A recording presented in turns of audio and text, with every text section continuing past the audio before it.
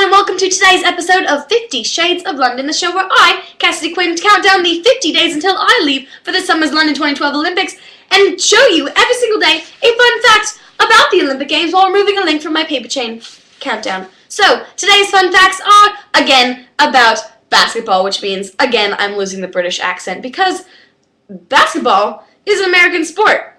Clearly, because right now, I'm coming to you again live from halftime during one of the NBA Finals games. It's on in the other room right now. If you're not watching it, you probably should, even though on Tuesday, when I reported to you about the NBA Finals, I told you that it was a pretty close game. Tonight's game, not so much. It is halftime, and Thunder are losing by 12 points. So, not looking too good, but we still got a whole half of the game left, so don't count them out just yet. They won on Tuesday, so whatever. Anyway, so today's fun facts are, again, two fun facts, because I didn't have time to make a video yesterday, and they are, again, related to Olympic basketball. More specifically, London 1948 Olympic basketball, the last time that London hosted the Summer Olympics. So I guess I should bring my British accent back, because although we're talking about NBA basketball, now we're talking about London Olympic basketball. So, two fun stories about the 1948 London Olympic basketball tournament for you. During the 1948 London Games, a player for the Chinese national team dribbled the basketball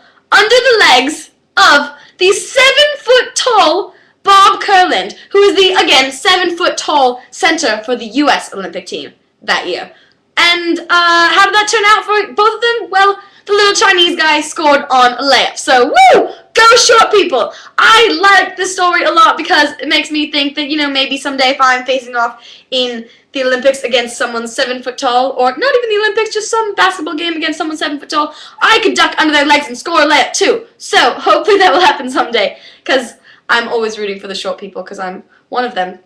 So, that's a fun story. Story number 2 is a little bit bizarre as well. During the 1948 London Olympic Games, again, Team Iraq lost every game by an average of, ready, 104 points per game. That is a lot of a bloody lot of points, okay? That's a lot of points. They scored an average of 23.5 points per game. That's like nothing. I could probably score 23.5 points with my eyes closed. Well, maybe if it was like a little kiddie hoop that I could reach. So anyway, they lost by an average of 104 points per game. That's I would feel really sad if I was them, and probably if I was alive in 1948 watching these Olympics, I would have felt really bad for the Iraq team, because that is sad. So anyway, those are today's two fun facts. Now, completely unrelated to the Olympic Games, I will lose my accent again for this one. Depending how long you guys have been watching my videos, you may or may not know that I was competing on an online reality show called The Rookie Bartender for the last, 5 months. It's been a really long time. Where I learned how to bartend, and in the end, there was a $1,000 cash prize up for grabs, and I had a ton of fun. I learned how to bartend, and for a long time, I was in the lead of the show. I won a lot of the competitions and had a good time, so clearly I learned how to bartend. Well, last night was finally the finale after a lot of waiting, and I didn't win.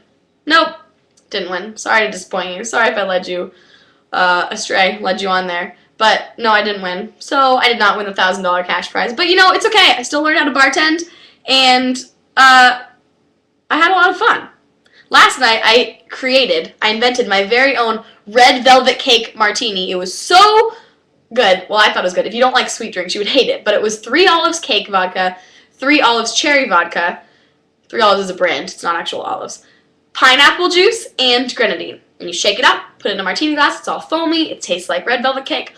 Oh, it's to die for. And I also, last night, in the finale competition, I won the Flare Challenge, which if you guys haven't seen the video where I practiced my flare in my apartment, click over here and you can watch it, because it's pretty entertaining. And I somehow won the Flare contest last night, so woo! So now I have a party trick that I can use for the rest of my life until I forget how to do it. So, thank you for watching as always, and I'll see you tomorrow, or the day after, because apparently this week I've been doing 50 Shades of London every other day, and then I give you 2 fun facts at a time. So, the more the merrier, right? So, as always, I will remove a link from my paper chain over here, because now I'm British again.